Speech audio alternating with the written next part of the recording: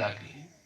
ये तो स्त्रियां तो ऐसी ऐसी भी जो महापुरुष नारियां भी, और अपना कर्म इस तरह से उनका था जिससे वो नारी क्या नारायणी हो गई। ऐसे कई नर इस प्रकार से, लेकिन जहां नारी या नरों की निंदा भी है वहां पर उनके कर्म अच्छे नहीं थे।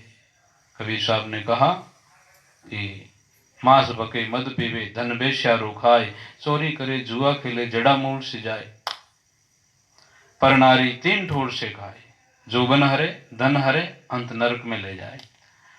भगवान राम जिन टाइम में सीता जी वाल्मीकि के आश्रम में थे, वो यज्ञ करने लगे तो ब्राह्मणों ने ऋषि मुनियों ने कहा कि आप और ब्याह कर लो, क्षत्रिय ब्याह कर सकते हैं। भगवान राम ने कहा कि हमारे पिता की 3 स्त्रियां थी, इन वास्ते जिंदगी में पूरा जी नहीं पाया और मरना पड़ा, इन वास्ते बस स्त्री के साथ ब्याह तो एक के साथ ही ठीक है। जैसे आज ये शादी के अवसर पर तो एक मतलब हर एक कोई लड़का और लड़की ब्रह्मचारी नहीं रह सके, इन वास्ते थोड़ा दिन के लिए चाक चाक रस छोड़िया माया रस खारा रे, अब राम सुधा रस पीजिए दिन बारंबार। स्त्री और पुरुष एक अपना वंश रखने के लिए संतान पैदा करी, और 2 लड़के 2 लड़की, और फिर बाद रामायण अपना ब्रह्मचर्य पालन करो, अपना विचार शुद्ध कर लो और जीवन के अंदर रामायण भजन करो। ऐसा अवसर मिला है, ऐसे अपने बच्चों को भी संस्कार मिले, आप भी संस्कारी मिले। और जगह लोग कोई ऐसा कोई बड़भागी है, कोई बेटी है, कोई बेटा है, वे ब्रह्मचर्य पालन करने वाला है, तो कबीर साहब ने कहा शीलवान सबसे बड़ा सब रत्नों रिखान, कहे कबीर 3 लोग की संप्रदा रही गुण में। वे तो भगवान है जो ऐसी कोई लड़की है, ऐसा कोई लड़का, ऐसी कोई बहन है, कोई भाई है। शील राख बिरगत भय हरि मार्ग जाई, साखी गोरखनाथरी अमर भय कलिमाए। जो जिनी तरह से गोपीचंद भारतरी जवान उम्र में मैंने अपनी पत्नियां और राजपाट छोड़ करके और वो शीलवान बना, और कोई भी इन मार्ग गए जगह संसार में अमर हो गए। देखो आप संसार में जितना जितना भोग भोगोगे उतनी उतनी अग्नि प्रकट होगी, और जितना जितना संयम रखोगे इतना इतना आप स्नान करोगे और अमृत पियोगे, ऐसे सुखी हो जाओगे। जितना भोग भोगोगे उतना ही दुखी दुखी होगा, उतना ही दुखी दुखी होगा।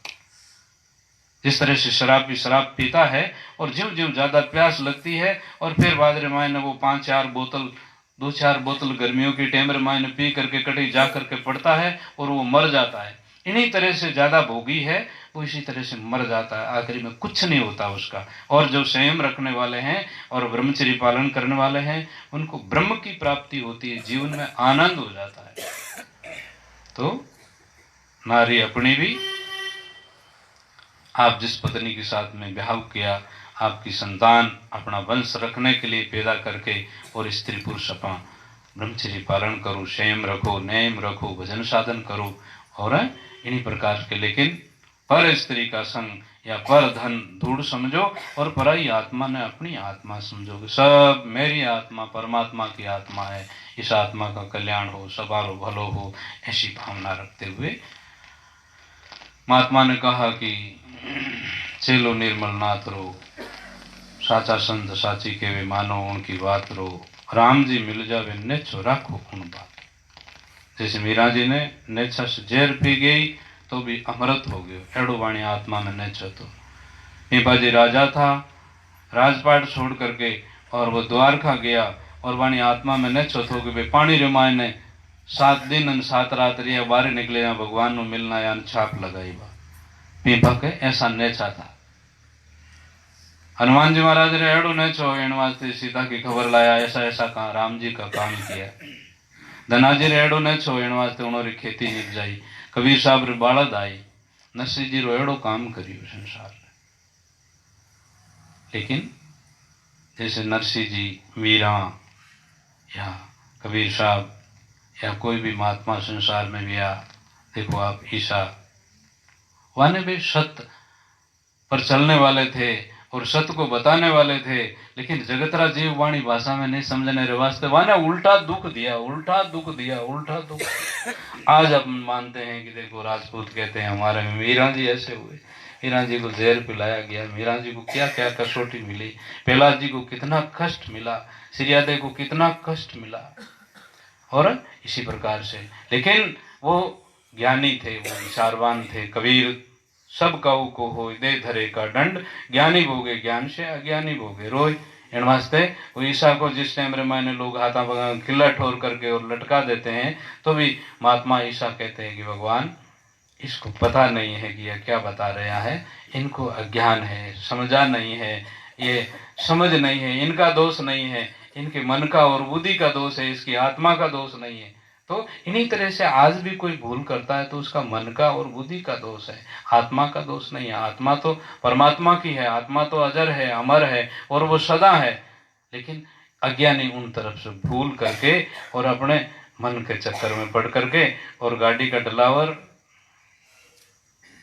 गलत है जो वो गाड़ी ने एक्सीडेंट करे और गाड़ी के जितने ही अंदर बैठे उनका भी विनाश हो जाए। इसी तरह से जिनकी बुद्धि ठीक नहीं है, आत्मा की तरफ ज्ञान नहीं है, वे प्राणी अपने वंश का और आपका लिए बहुत हानिकारक हो जाते हैं।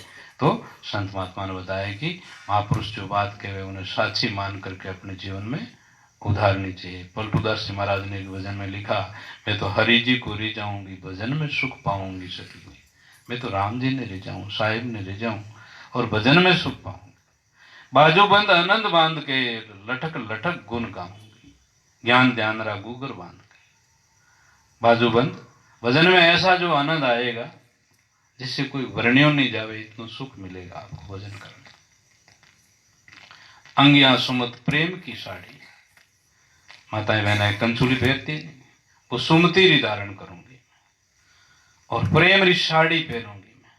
और नाक रे मायने नत है, वो नमनी को जमकाऊंगी। बुजुर्गों ने प्रणाम करो, गुरुजनों ने प्रणाम करो, माता पिता सास ससुरों ने प्रणाम करो। नाक रे मायने नत है ना, वह ऐसे नीचे लटकती रहे ना, इन्हीं तरह से अपन नीचा बनो ऊंचा बनोगे। इंडियो ऊंडो ही ऊंडो, ऊंचो ही ऊंचो जावे, ऊंचो ही ऊंचो जावे इंडियो। और आंबा है जहां दूसरा फल वाला रोकड़ा है, पाकने के बाद रे मायने वे झुक जाता है।